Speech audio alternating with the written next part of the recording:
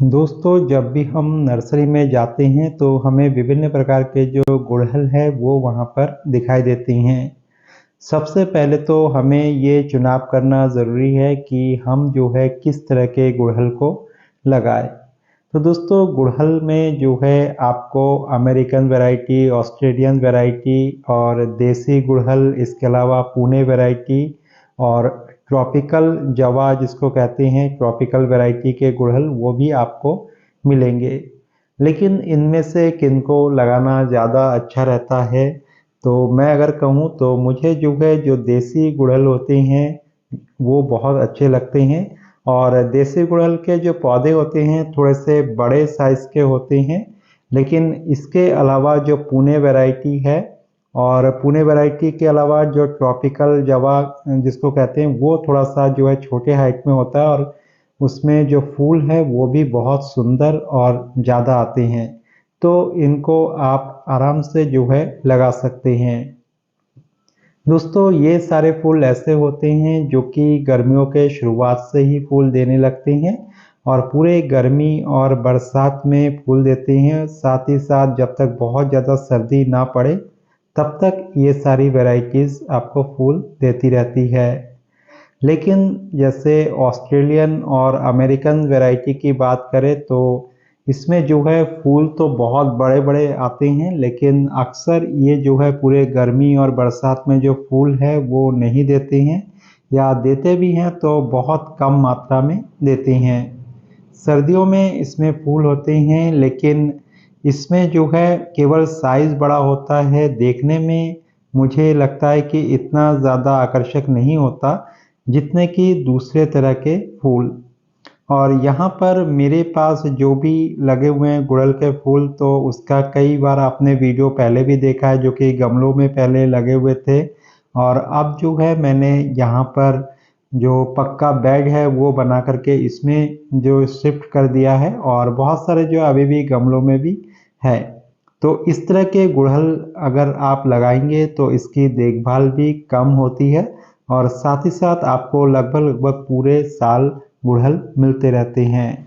दोस्तों, इस समय बरसात का सीज़न चल रहा है। इस समय तो आप गुड़हल को कटिंग से भी बहुत आसानी से उगा सकते हैं और आसपास ही आपको अलग-अलग घरों में अलग-अलग तरह के गुड़हल देखने को मिल जाएंगे। तो वहाँ से कटिंग ला कर के इस समय आप लगा देंगे तो आपके पास धीरे-धीरे बहुत सारा कलेक्शन हो जाएगा।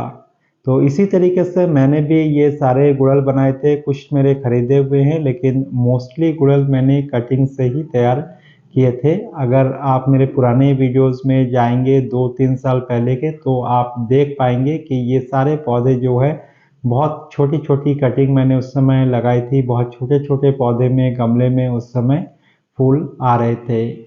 तो दोस्तों, इसी तरीके से आप गुड़हल के बागान को बढ़ाइए। इसके अलावा अगर मैं कहूँ तो धूप जो है जहाँ प्रॉपर आती है और दिन में अधिकतर समय धूप रहती है, तो ऐसी जगह पर ही आपको गुड़हल को लगाना चाहिए, तभी इसमें फूल अच्छे आएंगे। अगर हम पॉट की बात करें तो शुरू में आपको 4 इंच या 6 इंच के पॉट में इसको लगाना है, अगर आप कटिंग से लगा रहे हैं तो। और अगर आप नर्सरी से ला करके भी लगा रहे हैं तो आप 6 इंच के पॉट से शुरुआत कर सकते हैं। और साल में एक बार इसके पॉट को आप बड़ा करें, यानी कि इसको जिस पॉट में आपने लगाया है पहले साल 6 इंच, तो अगले साल जो है 8 इंच और फिर उसके अगले साल 10 इंच में करें। दोस्तों, अगर मिट्टी की बात करें तो इसमें नॉर्मल गार्डन सॉइल आप जो है 50% या 60% ले लें। साथ ही 30 से 35% तक आप या तो पुराना जो वर्मी कंपोस्ट है, पुरानी गोबर की खाद है, तो ले सकते हैं। और इसके अलावा जो रेता है वो ज़रूर आप मिलाएं। लगभग 15% या 20% जो है आप रेता इसके अंदर मिला दें, जिससे कि पानी जो है बिल्कुल भी इसके अंदर ना रुके। इसके जो सॉइल है उसमें पानी अगर ज़्यादा जम जाता है तो ऐसे में पौधे सड़ने के चांसेस हो जाते हैं। और जो भी आप पॉट क्यों ना ले तो उसमें आप होल्स का ध्यान रखें। मोस्टली आजकल लोग जो है प्लास्टिक के पॉट में लगाते हैं, तो प्लास्टिक का जो भी पॉट ले तो उसमें कम से कम 10-12 होल आप नीचे से कर लें और उस पॉट में जो है सबसे पहले जो छोटे-छोटे कंकड़ पत्थर है उसकी एक लेयर लगा दें और उसके ऊपर 1-2 मुट्ठी जो रेता है वो आप डालें और उसके ऊपर फिर जिस मिट्टी को मैंने आपसे कहा है उस मिट्टी में पौधे को लगाएं। दोस्तों, पौधे लगाने के बाद शुरू के 1 महीने आपको कोई भी फर्टिलाइज़र देने की ज़रूरत नहीं है, लेकिन उसके बाद से जो है आप चाहे तो सरसों की खली का लिक्विड फर्टिलाइज़र थोड़ा-सा यूज़ कर सकते हैं और इसके अलावा किचन वेस्ट का जो फर्टिलाइज़र है वो आप बनाते रहें, चाहे उसका आप सूखा फर्टिलाइज़र बनाएँ, चाहे आप लिक्विड फर्टिलाइज़र बनाएँ, तो उसको आप जो है हफ़्ते 10 दिन में थोड़ा-थोड़ा करके अपने पौधों में दे सकते हैं। इसके अलावा दोस्तों, अगर आपके पास नीम खली अवेलेबल है तो महीने में एक बार 1 चम्मच डालेंगे तो बहुत ज़्यादा अच्छा रहेगा पौधे के लिए। और दोस्तों, ये जो भी हमारे पास इस तरह के फूल रहते हैं तो इसमें कीड़े मकोड़ों का बहुत अटैक हो जाता है और इसमें जो है मिलीबग का अटैक रहता है, इसके अलावा माहू का अटैक रहता है। तो इमिडाक्लोप्रिड जो दवाई है इसको आप बीच-बीच में स्प्रे करते रहें। हर 25-30 दिन में अगर एक बार आप इसका स्प्रे कर देंगे 3 ml लेकर के 1 लीटर पानी के साथ, तो आपके पौधे में कभी भी कोई बीमारी नहीं लगेगी। दोस्तों, अगर आप नीम ऑयल का स्प्रे करते हैं तो शुरू से ही जो है नीम ऑयल का स्प्रे आप करते रहें तो फिर रोगग्रस्त नहीं होगा। लेकिन अगर इसमें कीड़े लग चुके हैं तो ऐसे में नीम ऑयल काम नहीं आता है और ना ही कोई ऑर्गेनिक पेस्टिसाइड काम आता है। तो इसके लिए उस समय जो इमिडाक्लोप्रिड है उसी का ही आप यूज़ करें या दूसरे कोई रासायनिक जो भी केमिकल युक्त हो तो उसका यूज़ कर सकते हैं।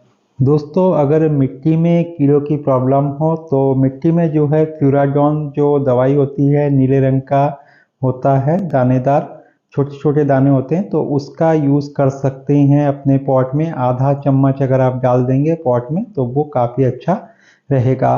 इसके अलावा आप महीने या 1.5 महीने में एक बार कोई फंगिसाइड भी थोड़ा-सा मिट्टी में डालें तो आपके पौधे फिर रोगग्रस्त नहीं होंगे और जड़ सड़ने की समस्या भी नहीं होगी।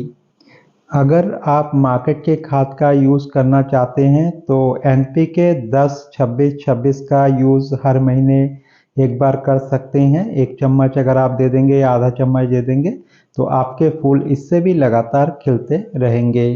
दोस्तों, अगर पौधे में सफ़ेद-सफ़ेद धारियाँ जो है बनने लगे तो उसके लिए आप मैग्नीशियम सल्फ़ेट का स्प्रे कर सकते हैं या तो चाहे तो आप प्लांटोमाइसिन जो दवाई होती है तो उसका भी यूज़ कर सकते हैं।